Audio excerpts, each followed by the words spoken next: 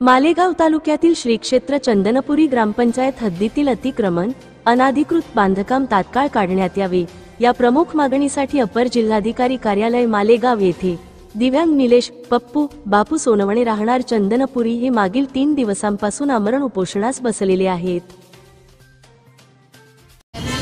वैशाली निलेश सोनवणे, नमस्कार। हे माझे घरचे माणूस आहे। ये अतिक्रमणासाठी लढू राहिले इथं। यांना न्याय मिळावा त्याच्यामुळे त्यांनी अन्न पाणी त्याग करून दिले 3 दिवसापासून आणि इथं कोणी भेट द्यायला पण आलं नाही आजपर्यंत। आणि आम्ही सर्व नातेवाईक त्यांना न्याय मिळवून देण्यासाठी इथं आम्ही जमलेलो आहे। आता त्यांना परत बीपी शुगर ये एवढे आजार आहेत। जर काही कमी जास्त झालं त्यांनी अन्न पाणी त्याग करून दिले। ग्रामसेवक ग्रामपंचायत हे जिम्मेदार राहतील। सरपंच किती दिवसापासून 3 दिवसापासून चालू आहे का? 3 दिवसापासून अन्न पाणी त्याग करून इथं आहेत उपोषणाला बसलेले। कोणतं गाव? चंदनपुरी गावहून आहेत। आम्हाला न्याय मिळालाच पाहिजे, मिळालाच पाहिजे, झालाच पाहिजे, झालाच पाहिजे, झालाच पाहिजे। सेवकाला निलंबित करायलाच पाहिजे। चंदनपुरीच्या ग्रामसेवकाला निलंबित करायलाच पाहिजे। या ग्रामसेवकाचं करायचं काय? ग्रामसेवकाचं करायचं काय?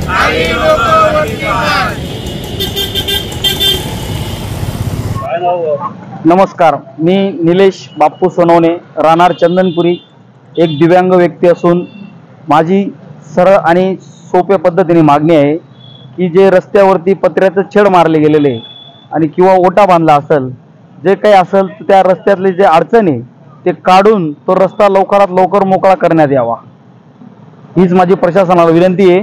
आणि जर मला आज माझा उपोषणाचा 3रा दिवस आहे, मी अन्न पाणी हे त्याग करून दिलेले आहे। जर मला कुठल्याही प्रकारचा काही जर झालं तर याला संपूर्ण जिम्मेदार ग्रामपालिका चंदनपुरी, सरपंच, ग्रामसेवक हे राहतील।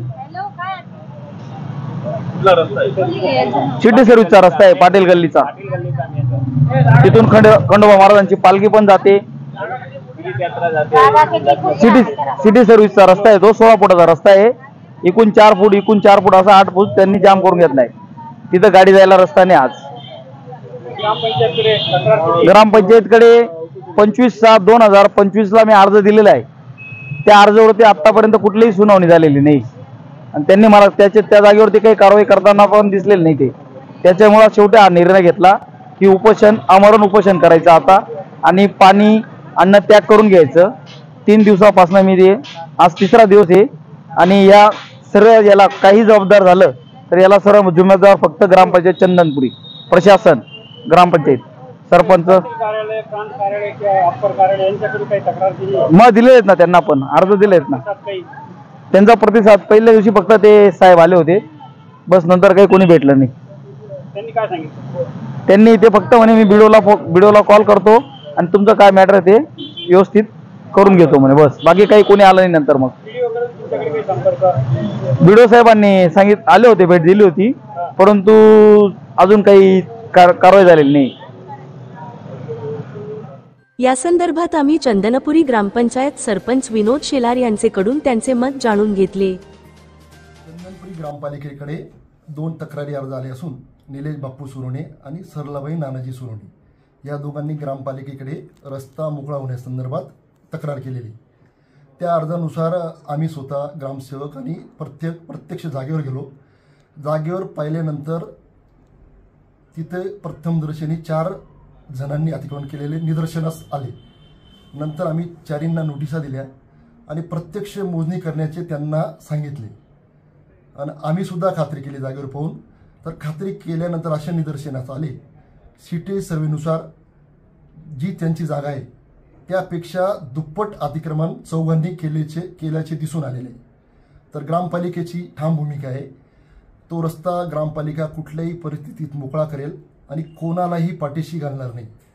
जे 4 लोक आहेत त्यांचं अतिक्रमण काढण्यासाठी पुढील काही दिवसात ती प्रक्रिया पूर्ण करण्यात येईल आणि तो रस्ता हा मोकळा करण्यात येईल। ग्रामपालिकेचं कर्तव्य आहे की तो रस्ता मोकळा झाला पाहिजे. ह्या भूमिकेवर ग्रामपंचायत आजही ठाम आहे. त्या 4 लोकांची नावं वगैरे आणि त्यांनी किती अतिक्रमण केले सांगता येईल का? त्या 4 लोकांची नावं सांगतो तुम्हाला मी. सरलाबाई नानाजी सोनवणे यांचं प्रत्यक्ष सिटी सर्वेप्रमाणे 179 चौरस फूट जागा आहे, परंतु त्यांनी जागेवर 495 चौरस फूट काम केलेले. नंतर विजय पितांबर देवरे आहेत. सिटी सर्वेप्रमाणे त्यांचे 957 चौरस फूट जागा आहे, परंतु प्रत्यक्ष जागेवर त्यांनी 2160 चौरस फूट कंपाऊंड केलेले. तिसरी जागा आहे अनिल रामचंद्र शेलार यांची सिटी सर्वेप्रमाणे जागा आहे 404 चौरस फूट वर त्यांचं बांधकाम आहे 862 चौरस फूट. आणि चौथं जी जागा आहे जेनाबाई मगन सोनवणे यांचं सिटी सर्वेप्रमाणे प्रत्यक्ष जागा 182 चौरस फूट व त्यांनी बांधकाम केलेले 722 फूट. असे नियमानुसार या चौघांनी अतिक्रमण केलेले आहे. हे अतिक्रमण जर काढलं तर तो पूर्ण रस्ता मोकळा होईल. ग्रामपालिकेची भूमिका असेल की समांतर न्याय द्यावा लागणार आहे, कोणावरही अन्याय होणार नाही, कोणालाही पाठीशी घालता येणार नाही. कारवाई करत असताना चौघांवर कारवाई करण्यात येईल व तो रस्ता मोकळा करण्यात येईल. उपोषणाला जे व्यक्ती बसली त्यांचंही अतिक्रमण नाही घ्यायच्यात? त्यांचं स्वतःचंही अतिक्रमण आहे. जेनाबाई मगन सोनवणे हे त्यांचे आजी आहेत. त्यांचं प्रत्यक्ष सिटी सर्वेप्रमाणे 182 चौरस फूट जागा आहे व त्यांनी बांधकाम केलेलं आहे 722 चौरस फूट. अरे बापरे. तर त्यांचं माझ्या मते 500 चौरस फुटापेक्षा जास्त अतिक्रमण केलेलं आहे. तर असो, ते दिव्यांग बांधव आहेत. समोरील ज्या महिलेबद्दल त्यांची तक्रार आहे त्या देखील विधवा आहेत, निराधार आहेत, अबला आहेत. तरीसुद्धा ग्रामपालिकेची भूमिका व्यवस्थितपणे पार पाडेल आणि कोणालाही पाठीशी घालणार नाही. ते अतिक्रमण कुठल्याही परिस्थितीत ग्रामपालिका काढेल. पंचायत समितीकडून काही आदेश वगैरे आला एक तुम्हाला? पंचायत समितीकडून BDO साहेबांनी आम्हाला काल बोलवलं होतं. त्यांनी एक पत्र दिलं की तुम्ही ज्यांचं अतिक्रमण आहे त्यांच्यावर गुन्हे दाखल करा. परंतु ग्रामपालिकेची भूमिका आजही अशीच आहे की सगळे अतिक्रमण धारक आहेत ते चंदनपुरी गावातले रहिवासी आहेत. त्यांच्यावर गुन्हा दाखल होता कामा नये. त्यांना परत आपण नियमानेच काम करू. गुन्हा दाखल केले आमचं एकच गाव आहे व आमचं एकत्र राहणं आहे सगळं. तर ग्रामपालिकेची भूमिका आहे की गुन्हा दाखल न करता हा प्रश्न योग्य मार्गाने कसा सॉल्व्ह होईल अशी ग्रामपालिकेची भूमिका आहे. दुसरा विषय, शेखरदादा पगार आहेत. ते आमचे चांगले मित्र आहेत. त्यांनाही मी 1-2 दिवसात बोलवणार आहे चंदनपुरीला. त्यांच्याही निदर्शनास मी त्या जागेवर घेऊन जाऊन ती जागा आणून देणार आहे आणि त्यांचं जे मत पडेल त्या मताचा सुद्धा आदर करणार आहे. त्या मताचा पूर्णपणे आदर करून जे न्यायनीती असेल त्याप्रमाणे त्यांचाही सल्ला घेईल आणि योग्य निर्णय जो असेल तो घेणार आहे. चंदनपुरी येथील दिव्यांग बांधव निलेश बापू सोनवणे यांच्या आमरण उपोषणाची दखल प्रशासनाने व संबंधित ग्रामपंचायतीने घेतली. याबाबत लेखी आश्वासन देण्यात आले की अतिक्रमण दिनांक 21 ऑगस्ट 2025 पर्यंत उचित कारवाई करून निष्कासित करण्यात येईल, तरी उपोषण मागे घेण्यात यावे. या लेखी आश्वासनानंतर उपोषण तुर्तास स्थगित करण्यात आले.